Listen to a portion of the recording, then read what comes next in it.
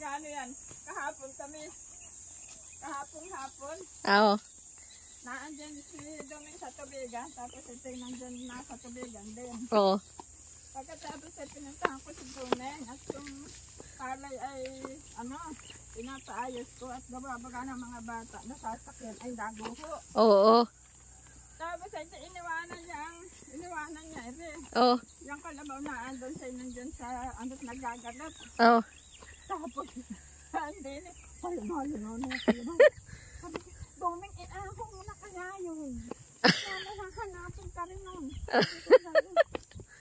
Sabi niya, ganyan, bala siya. Ay, umahon din kami. Oo.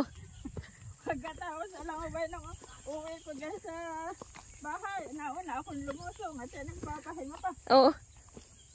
Naandyan na, Saan? sa may sampalok. Nasa pangpang na. Sabi ko, Doming, ay baka mamaya ay ikaw ay nasa parang ay ayak-yakin yung trapal. Ay dahil pagtingin ko naman ulit ay naandun na pala si Doming. Yan, yung kalabaw na yan. Ang mga kalabaw ni Kuya Doming ay dapat sana turuan niya na yan natilin mag-ano. Awan ba dyan paurong sabi ay nang hindi pa na sabi pagkaano. Tapos ngayon pagkaano sabi niya pag daw may tubig na at yung malambot na at yung mahirap. Sabi ko bahala pa.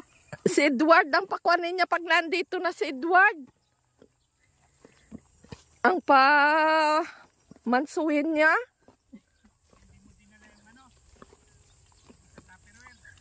Ay hindi.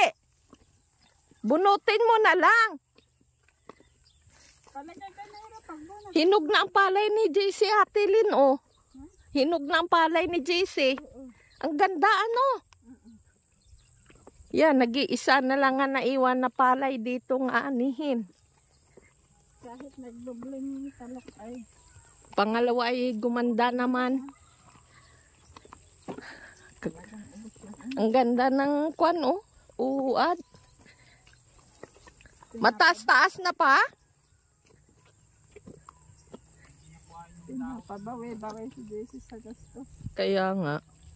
Nakadubli gasto sila. Patalo kaya, no? Oo. Ang traktor. Oo, ng traktor pa yan. Isang padaan lang naman siguro yan. Yan.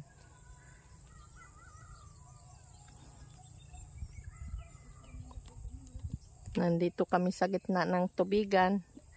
Mangunguha ng papait. Doon sa unahan natin, Lin. Diyan, oh, sa una-unahan. Pwede na ito. Itong ganito ang masasarap gulayin. Dito sa una-unahan natin, Lin. Mahaba dito nung minsan.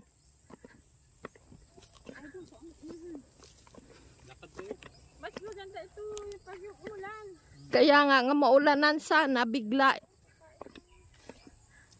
kakapal ito. Ari, oh. Ari din ni Ate Lin ang makakapal. Ayan, ari ang papait na halaman. Nga gulay. Ali. Yan. Yan.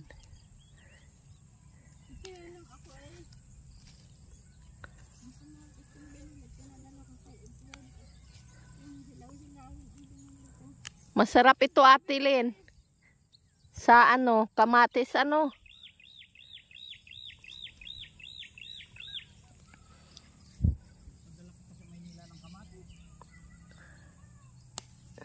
Oo. Oo. Oo. Yan. Sa Pangasinan natin, saan yun pa? Pangasinan? Hinahalaman. Yan, ang kakapal ng papait din sa amin. Kinukuha lang sa tubigan. Napanood namin nung minsan sa YouTube ay hinahalaman na yung sa kay agribusiness. Parang ilog talaga yun. Tabing ilog nga lang. Damihan ko pala, bigyan ko si Kuya Porta. Nung ganito, tuwa yung matanda na yun. papait daw. Sino? Tapos sabi ko, Mayo pa yun, ang maganda. Sino, Ate Lynn? Sabi, si Debe. Ay, sana kinuhaan mo dito kahapon. At pinadala mo kay Edward. Yan ang galing mo. Ang pinadala ko yan ay, pinagkatay ko ng manok. Ang anitib. Parang pinasingawan ko lang at pinadala ng papaya. Oo. Kapal. Yan, maganda. Ito yan, pagka inulan yan, ang ganda yan. Kapal, oh. Ito ang papait. Yan. Ito ang papait dito sa amin. Papait na kukuha lang sa tubigan. Pag ganitong season, yung tag-init papunta sa tag-init. Yan nga. Ano kay Mikmik ito, mama? Nani na ang palay. Yan. Mama. Tapos ako'y nasa CR pa ay nagsabi na, Linda, alis na po ako. Ay, Sabi kayo, hala sige, maigi. akin na lang po ito. Hmm. Sabi kayo, dalhin mo na. Ang ano yun? Pay. Ah. May pay ng kandidato yung Oo. okay, sige, dalahan mo na. Sabi ko dyan, ang daan sa labak, hawak ka na nga ahon doon. Okay, ay buhat mo hindi na ulit. Ay baka alam na siya. Oo, ere tama na rin. Nakatita lang ako ng... Hindi ako nakapamigay ng butel-butel. Sabi ko sa amin. Yan, madami na kami nakuha. Papait na gulay. Yan. Uwi na kami at sobrang init na, oh. Kuha na ang... Maulanan sana, Ate Lynn. Ano? Para lalago. Tataba yan. Ayan lang ang gulay mo, Ate Lynn. Oh, ayos na. Kayo lang. Ako'y walang kamatis. Kayo lang naman ni Kuya Duming, ano? Saka pati ka ako kamatis. Ate Lynn, maraming kamatis kapon sa Tianggian. Oo, marami nga. Ay, ang binili ko ngayon hilaw at pinadala ko kay Deb. Yan, Dahil grabe. ako naman ay meron pa dyan. Ang pawis. Kasi ako Ni hindi Bisalog. nagsiserva ng para sa akin. Kaya nga. Kahapon ay ako may biniling ano ay Yan. Bungang papait. Uwi na kami at sobrang init na. mainit na nga. Yeah, ilan na kaya naman yan ng temperatura. Awan. Nung minsan ay 44. Dito pala na rin. Munguha ng bayabas. Mamtabyin.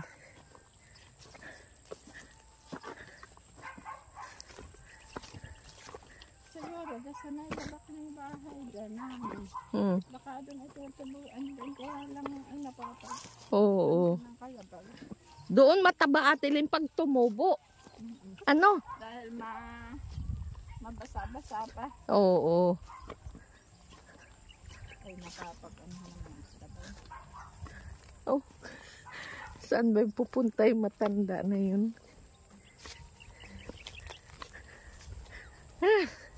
Daming nangunguha ng bayabas, oh. Yun. Pang minindal. Isi mo yung init ngayon, Ate Lynn. Ay, kaunting init lang, oh. Lanta ng aking papait, oh. Matindi nga ang init.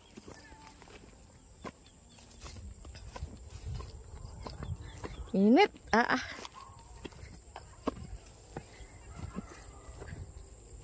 Nagkuha na si Kuya Duming ng panggata dyan, Ate Lynn. Nagkuha na si Kuya Duming ng panggata.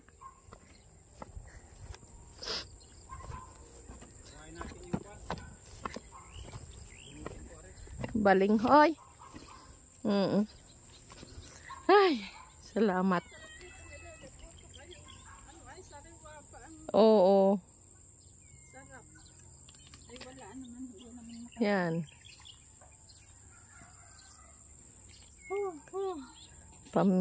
Papait na gulay.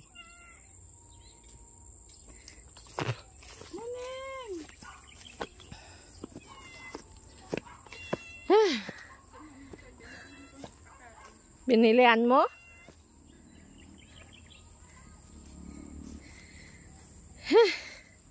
Init. Naguhukay si Master ng balinghoy. Tingnan natin.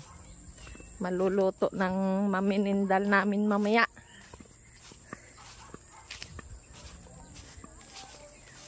Yan. Hirap bunutin. Yan lang ang nagkaigi sa tanim taay. Tumigas. Gi. Ang dalawa ta. Ikaw na. Dali lang.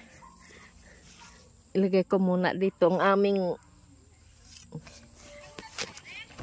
Hindi. Oo. Tanlad yun? Tanlad yan. Yan. Ang aming nakuha na papait. Magukay kami.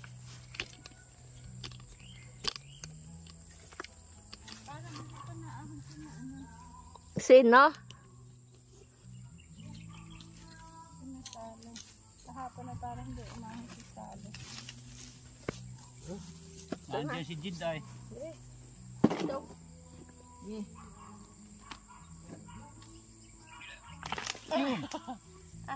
Aba, Yan lang dami pala. na rin may naputol. Bah, dami na nito. Kaunti lang. Ari na ang putuli. Sige, putuli na dyan.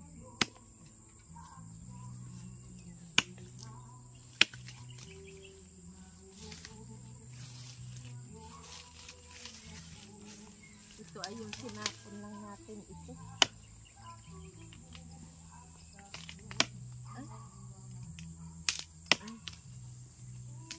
Wala pa.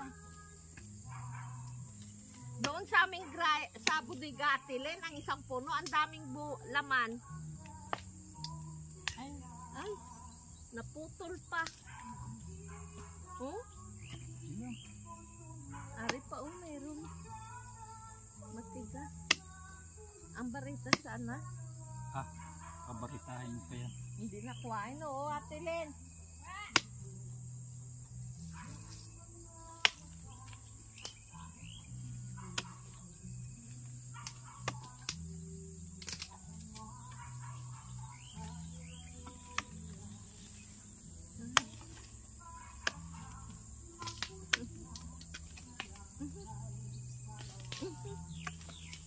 Mga putol pa, oh.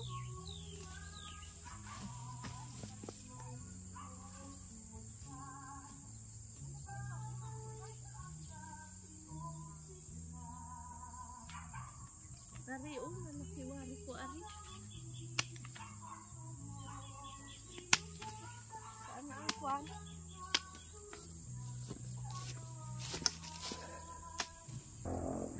Yan, tapos na si Master maghukay ng balinghoy. At saka yung papait, oh. Gulay na papait. Dito ka. Yan. Papait. Super pait. Baw. Ay, kaya mapunta na ako kay Sally. Ikaw na. Sige.